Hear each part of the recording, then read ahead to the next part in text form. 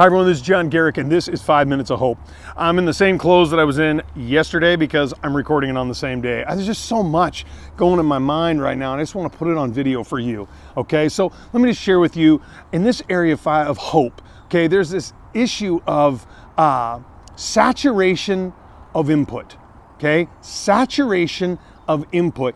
It can wreck your aspirations for hope. Okay, here's what I mean by that.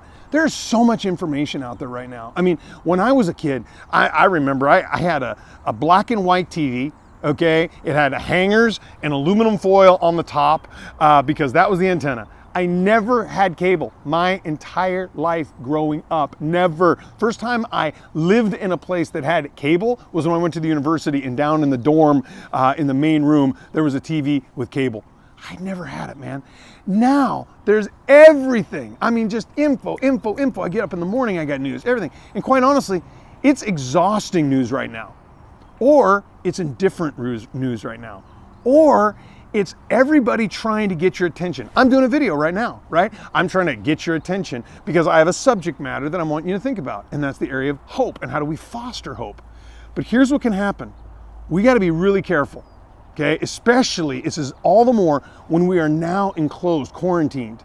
And I'm privileged because I'm here, right? This is my backyard. I'm very fortunate to live in the city, in Oregon City, but yet also have several acres to where I kind of got a bit of a sanctuary. And I mean, it's a privilege. Many people don't have that. I have friends in New York, in England. I have people in Uganda, friends in Rwanda, friends in all sorts of different parts of the world and in inner cities within the US. That, man, it's tight. And even in the suburbs, the home gets a little crowded, especially if you have children. Here's the deal. It's really easy for us just to say, you know what? It's so much, let's just veg out. And let's just watch something. Let's watch all the seasons of something 10 times. I mean, I'm not judging here. Please, I want you to understand. I love you and I wrestle with this. I have shows that I love, man. I love them. I mean, Blue Bloods. I'm a Blue Bloods guy. They don't have an episode right now. It's over. Disappointing. Okay. This Is Us. We're watching. Okay. I'm watching with the fam. Jennifer and I think we're 3 episodes behind, but we're going to catch up. We're going to watch. We're going to take the privilege that we have to do that. But here's the thing. I can't let that replace my thinking. The Apostle Paul said in Romans chapter 12, and we hear this scripture a lot, but it's important. It says, therefore, gotta make sure I get it right, offer your bodies as living sacrifices, holy and pleasing to God, for this is your spiritual act of worship. Then you will know what the will of God is.